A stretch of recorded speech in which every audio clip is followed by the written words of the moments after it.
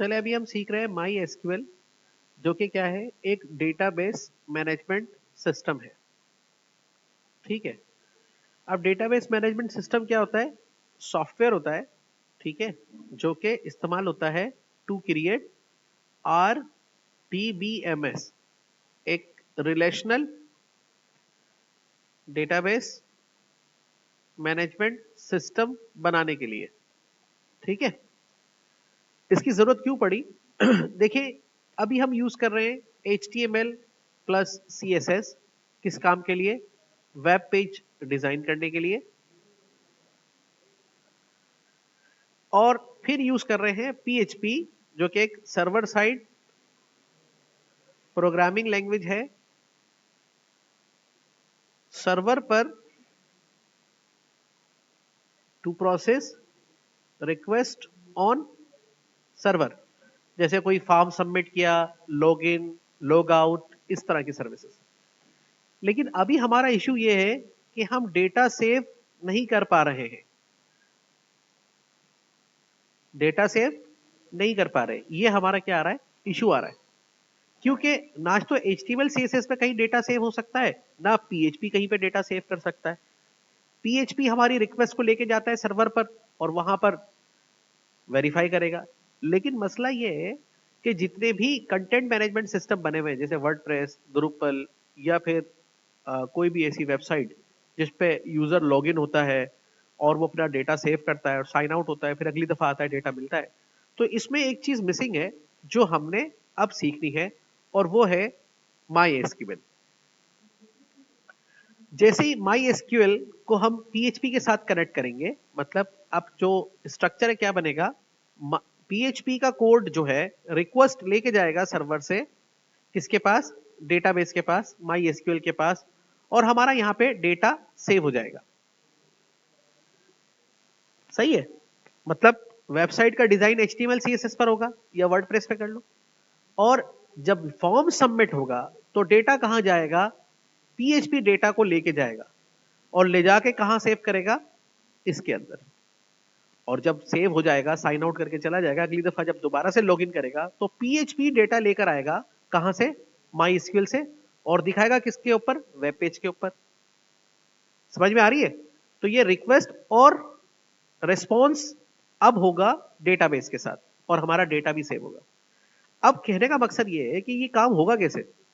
अब इसका practical issue ये होता है कि सबसे पहले आप जाएंगे यहां से सी ड्राइव में, और सी ड्राइव में जाके जहां आपके पास XAMPP इंस्टॉल है, वहां जाके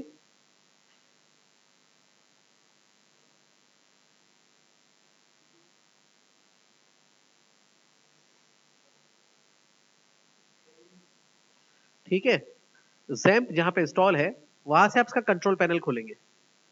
और जैसे ही कंट्रोल पैनल खोलेंगे तो यहां पर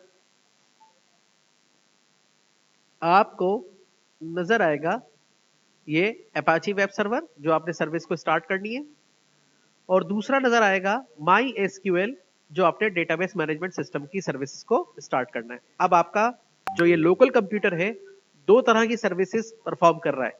एक तो बन गया वेब सर्वर, और दूसरा बन गया डेटाबेस सर्वर। ठीक है। मतलब डेटा की सेव करने की सर्विसेज भी देगा।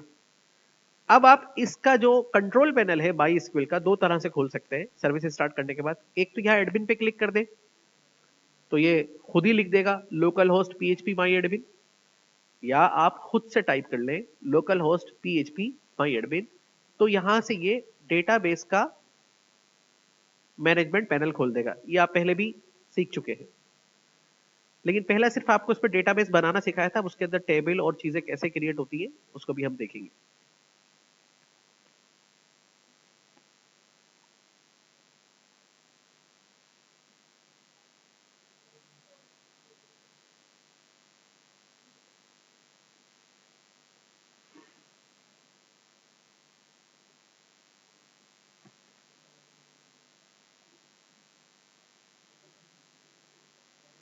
ओके, ये खुल गया। देखिए इसका PHP माई एडमिन का कंट्रोल पैनल, जहां पर ये आपको शो कर रहा है पूरा कंट्रोल पैनल जहां से आप मैनेज कर सकते हैं। ये जो लेफ्ट साइड पे आप देख रहे हैं, इनको यहाँ से इस तरह से ये यहाँ से मिनिमाइज भी किया जा सकता है और इसे खोला भी जा सकता है, और इस तरह से करके इसको थोड़ा छोटा भी किया जा सकता है। ये है नेविगेशन पैन, जहां पे जितनी डेटाबेसेस बनी हुई है वो सब नजर आ रही है। अब आप कहेंगे सर डेटाबेस की कोई आसान सी एग्जांपल दे दे। डेटाबेस समझे जैसे अगर आपके मेमोरी कार्ड में मोबाइल में मेमोरी कार्ड लगता है, लैपटॉप में हार्ड डिस्क डलती है, ऐसे जब किसी सॉफ्टवेयर का डेटा हमें किसी दूसरे सॉफ्टवेयर में इंस्टॉल कराना होता है तो हम डेटाबेस बनाते हैं। डेटाबेस समझे एक हार्ड डिस्क की तरह है जिसका काम सिर्फ डेटा को स्टोर करना है, और दूसरा सॉफ्टवेयर इसके अंदर डेटा स्टोर करता है और या इससे डेटा ले लेता है। तो ये एक डेटा सेव करने का काम करता है। जितनी डेटाबेसेस हैं पहले बनी हुई है, इसके अंदर कुछ पहले से बनी हुई थी, कुछ हमने नई बनाई थी। और यहाँ पर देखिए डेटाबेस पे क्लिक करेंगे आप, तो यहाँ पर आपको सारी डेटाबेस यहाँ दिखा देगा ये। इसके बाद जब आप क्लिक करेंगे तो यहाँ से जिस डेटाबेस को चाहे आप डिलीट भी कर सकते हैं, चेक ऑल पे क्लिक करें, ड्रॉप कर दें तो ये डिलीट हो जाएगा। ठीक है, और यहाँ से क्लिक हटा के आप यहाँ पर जाएंगे एसक्यूएल के ऊपर, तो यहाँ से आप इसको एसक्यूएल की कमांड भी लिख सकते हैं। अब आप कहेंगे ये एसक्यूएल क्या होता है? एसक्यूएल का स्टैंड फॉर है स्ट्रक्चर्ड क्यूरी लैंग्वेज। क्या है? SQL for structured Curie language. अब ये स्ट्रक्चर्ड क्यूरी लैंग्वेज क्या होती है?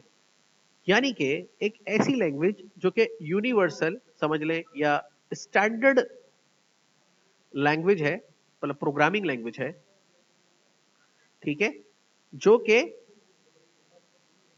डेटाबेस या यूं कह सकते हैं include database commands. Database commands यानी कि ये जो प्रोग्रामिंग लैंग्वेज है इसका काम ही यही है डेटाबेस पर प्रोग्रामिंग करना। अब आप कहेंगे सर मतलब सिंपल है। देखो ये तो इसका ग्राफिक्स यूजर इंटरफेस है ना। अगर इसको कमांड लाइन से हमें ऑपरेट करना है तो कौन सी प्रोग्रामिंग लैंग्वेज सीखनी होगी? एसक्यूएल। मतलब अगर हमें इसकी कमांड सीखनी है कि कमांड से सारा काम कैसे होगा, तो हमें क्या सीखना होगा? बेसिकली इस सॉफ्टवेयर का नाम क्या बताया मैंने आपको? My SQL. My SQL software का नाम है, और जो इसके अंदर प्रोग्रामिंग लैंग्वेज यूज हो रही है वो कौन सी है? और एसक्यूएल पूरी दुनिया में वाहिद प्रोग्रामिंग लैंग्वेज है जो मोबाइल ऐप डेवलपमेंट में भी इस्तेमाल होती है, वेब डेवलपमेंट में भी इस्तेमाल होती है और डेस्कटॉप ऐप डेवलपमेंट में भी इस्तेमाल होती है। माइक्रोसॉफ्ट एक्सेस पूरा सॉफ्टवेयर के पीछे जो लैंग्वेज चल रही है वो एसक्यूएल है। माई एसक्यूएल सॉफ्टवेयर के पीछे पूरी जो लैंग्वेज चल रही है वो एसक्यूएल है। तो डेटाबेस प्रोग्रामर जो होते हैं एसक्यूएल सीखते हैं और उसके बाद वो फिर अपने सॉफ्टवेयर डेवलप कर सकते हैं और चीजों को आगे मोबाइल ऐप डेवलपमेंट में या वेब डेवलपमेंट में यूज किया जा सकता है। अब एसक्यूएल भी सीखेंगे इसकी कमांड यहाँ से, यानी कि हम जो काम क्लिक पे कर रहे हैं वो कमांड से भी हो सकता है। ये भी मैं आपको क्लास में कराऊंगा, और इसकी कमांड आसान होती है बिल्कुल इंग्लिश की तरह। फिर स्टेटस देख सकते हैं किसी भी डेटाबेस का आप यहाँ पे। अब यूजर इंटरफेस में और कमांड लाइन में क्या फर्क है? कमांड लाइन में हमें कमांड याद करनी पड़ती है लेकिन प्रोसेसिंग फास्ट होती है। यूजर इंटरफेस में ग्राफिक्स में कमांड हमें याद करनी पड़ती, कमांड का बटन याद करना होता है, लेकिन प्रोसेसिंग क्या होती है? स्लो होती है, लैग करती है एप्लीकेशन। कमांड लाइन पे कोई सॉफ्टवेयर बनाएंगे वही सॉफ्टवेयर बनेगा लेकिन हल्के कंप्यूटर पे चल जाएगा। ग्राफिक्स पे कोई सॉफ्टवेयर बनाएंगे अच्छा कंप्यूटर चाहिए होगा। तो देखो यूजर अकाउंट बता रहा है कि अगर आपको इसको एक्सेस करना है तो यहाँ पे 127.0.0.1 से भी एक्सेस कर सकते हैं, लोकल होस्ट से भी एक्सेस कर सकते हैं, और इसके अंदर यूजर नेम बना हुआ है रूट, होस्ट नेम 1 है, 1 से भी एक्सेस कर सकते हैं, और रूट को लोकल होस्ट से भी एक्सेस कर सकते हैं। तो बता रहा है कि भाई ये सब इनसे आप एक्सेस कर सकते हैं, और अगर आप कोई नया अकाउंट ऐड करना चाहते हैं तो अपने नाम से ऐड कर ले, आप उस नाम से भी इसको एक्सेस कर सकते हैं। अभी तक तो हम लोकल होस्ट से एक्सेस कर रहे हैं ना, मैं राशिद के नाम से लिख दूंगा तो राशिद के नाम से भी एक्सेस होने लग जाएगा ये। फिर उसके अंदर एक्सपोर्ट, डेटाबेस को एक्सपोर्ट करना, इंपोर्ट करना, उसकी कुछ सेटिंग्स हैं, उसके वेरिएबल्स की सेटिंग्स हैं, ये कुछ इसकी सेटिंग्स है। अब सवाल ये पैदा होता है कि अगर चलो अभी हम कमांड ही सीख रहे हैं, लेकिन डायरेक्टली अगर कोई डेटाबेस बनाना चाहते हैं तो आपको सिखाया कैसे बनाना डेटाबेस। यहां से न्यू पे क्लिक करेंगे और एक नया डेटाबेस बन जाएगा। अब डेटाबेस जो हम बना रहे हैं फॉर एग्जाम्पल, वो डेटाबेस यूज कहां करेंगे? मतलब इसका दिमाग यूं रखना है, एक वेबसाइट के ऊपर हम एक फॉर्म बना रहे हैं, उस फॉर्म को तो एचटीएमएल में बनाएंगे, सीएसएस में। अब उसका जो डेटा, उसकी जो फील्ड्स होंगी वो यहां पर भी बनेंगी क्योंकि वहीं से डेटा आगे तो यहां सेव होगा।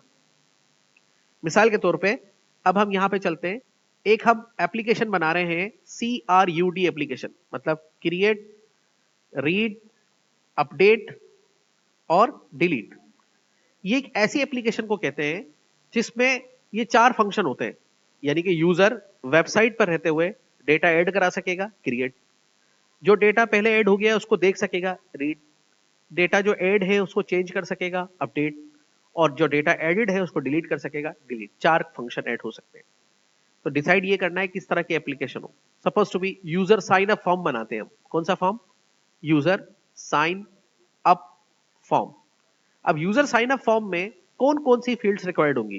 भाई सबसे पहले यूजर का फर्स्ट नेम चाहिए होगा, लास्ट नेम चाहिए होगा, ठीक है, फिर उसका ईमेल चाहिए होगा, उसका कॉन्टेक्ट चाहिए होगा, फिर वो यूजर नेम सेलेक्ट करे अपना, फिर वो पासवर्ड सेलेक्ट करे अपना। सही है? बस यही चाहिए होती है, ये फील्ड्स हमें रिक्वायर्ड है। ओके, तो अब डिसाइड ये करना होगा इसकी टाइप क्या होगी। इस पे क्या लिखा जाएगा? टेक्स्ट लिखा जाएगा, ठीक है, और इस पे क्या लिखा जाएगा? टेक्स्ट लिखा जाएगा। इस पे भी टेक्स्ट लिखा जाएगा, ये भी टेक्स्ट रहेगा,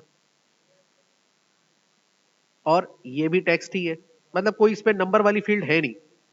सही है? लेकिन वो नॉन कैलकुलेट स्ट्रिंग है ना, उसको प्लस माइनस तो नहीं करना, मतलब कोई क्वांटिटी होती, कोई प्राइस